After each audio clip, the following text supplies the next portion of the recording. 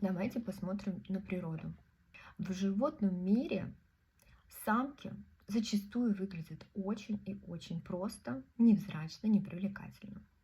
А самцы, возьмем, к примеру, даже пары павлинов, только у самцов павлинов есть такие красивые хвосты. А самка выглядит очень и очень невзрачно. В мире животных самцы соревнуются между собой за самку. Они используют все инструменты для привлечения внимания. И только в человеческом мире женщина улучшает себя, чтобы привлечь самца.